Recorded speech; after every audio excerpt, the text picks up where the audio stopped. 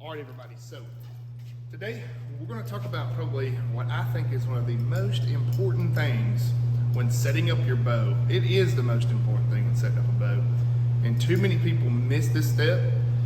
Now guys, you could make yourself a paper tuner at home with a sheet of paper and 2 sticks. I've done it. But this is going to really increase your accuracy, and especially if you're shooting broadheads, this is critical, if not mandatory.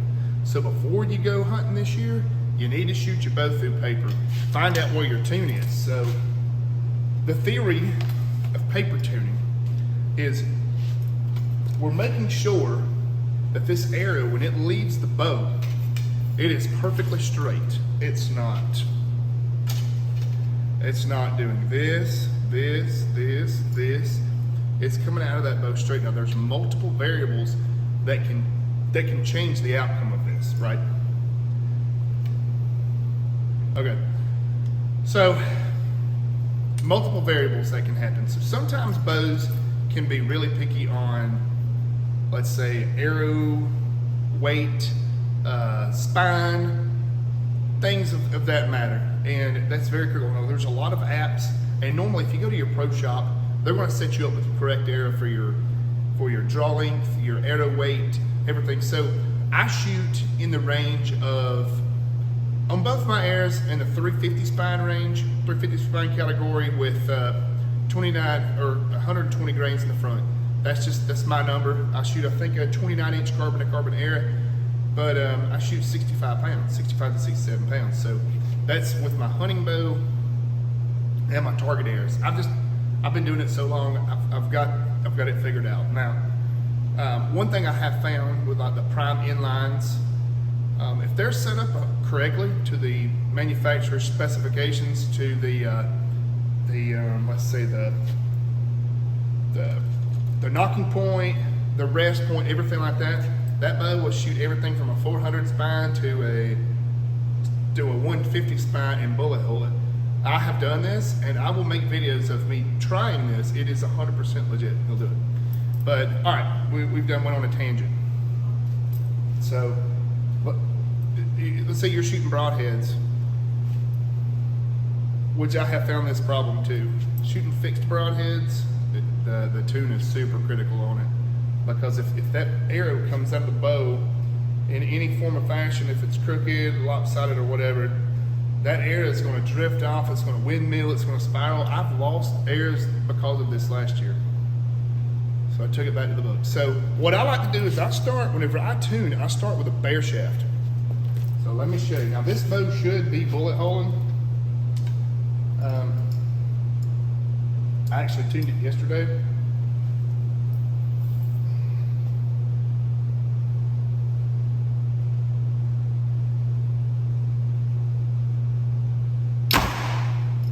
And this bow shoots a completely crisp circle.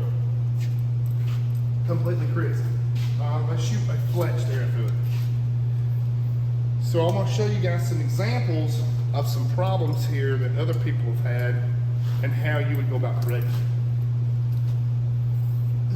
Whoa, I'm still getting used to this higher poundage.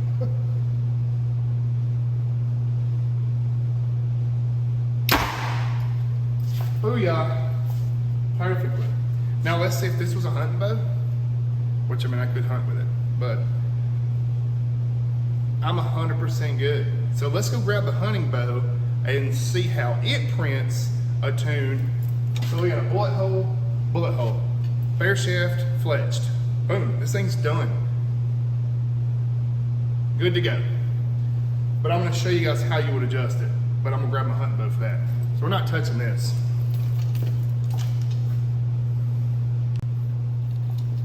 All right, so this is my hunting setup. This is the new Prime Inline 5, and I'm gonna say this, and I mean it on record. I've set 10 of these bows up. These are by far the very best bows, for one, to keep in tune, and two, to tune. It's extremely simple. So with these bows here, they come with a preset knocking point, which is 2 inches above the center line of the bow. Well, it's the center line of the bow, 2 inches above the center line of the bow, sorry. That's your knocking point.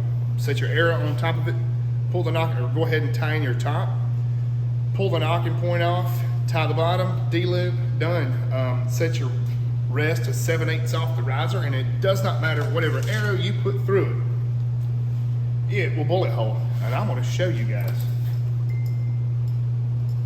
My buddy's still texting me. Y'all remember Corey? He's gonna come today, and we're gonna do some shooting. He's on the way. So, all right guys, this right here is a 350 spine, 400 grain arrow. It's 400 grain total arrow. So, let's see what she does. I might have to eat my words if it don't tune good. If it's not tuned well, I'm gonna feel like an idiot.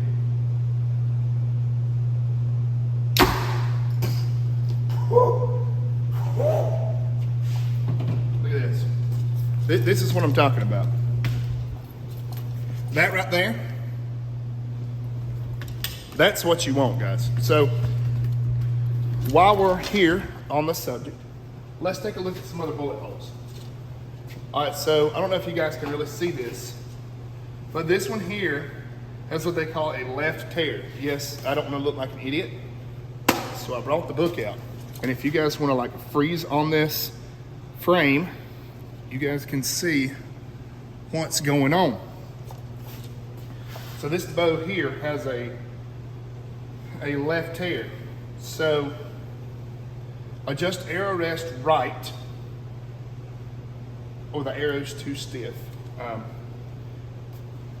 Let's see here. So this is what you do. So let's say we were getting that tear there. Make sure I'm thinking right here, because I don't want to look stupid today.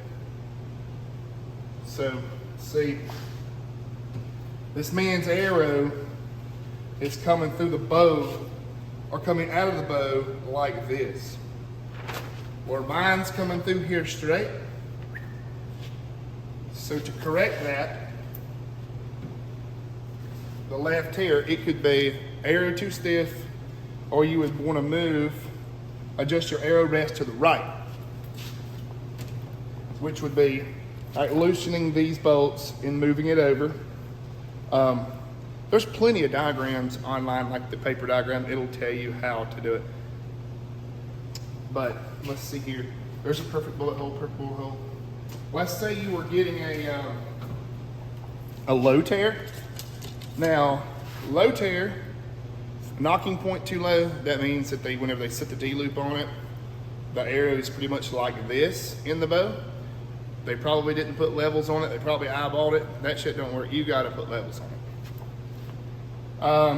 Cam timing. This is a big thing with Mathews, and I know I'm about to get blasted for this, but it's the dang truth. I had 3 Mathews this year, 2 Mathews, well 3 technically, working on my brothers.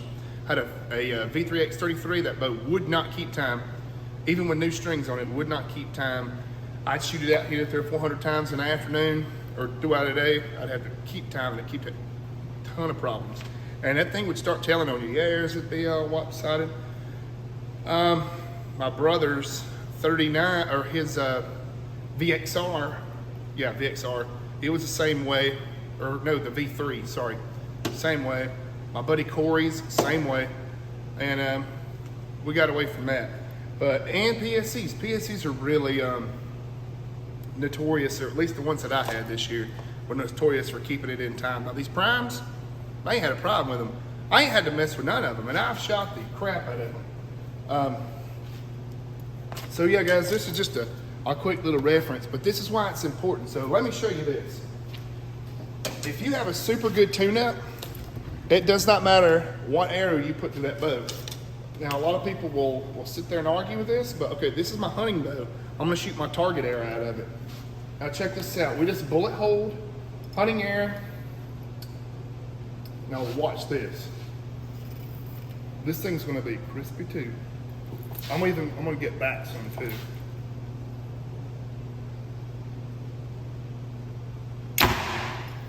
Look at there. Bullet hole just as good with a target shaft or a hunting shaft. And this is why it's important to really get your tunes dialed in, because once you get them dialed in, you can shoot anything you want out of it to an extent.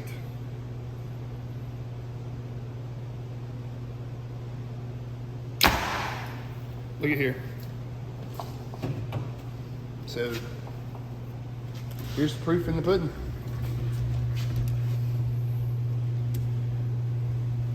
Hunting shaft, target shaft,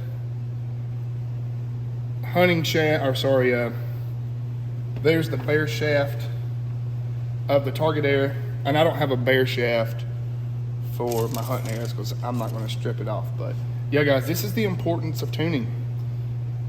When your stuff is tuned, it doesn't matter what you shoot through it, it's going to shoot it well. And yeah. So if you like videos like this, make sure to like and subscribe. And this is the importance of tuning. You guys can see it. So I was hoping one of my bows would be out of tune where I could show y'all, I simulate walking it in, but Josh Bowmore has a really good video on like bare shaft tuning and stuff like that. But this is just the importance of paper tuning, and it lets you see what your bow's doing. And yeah, you guys have a good one. Make sure to like and subscribe. I appreciate it.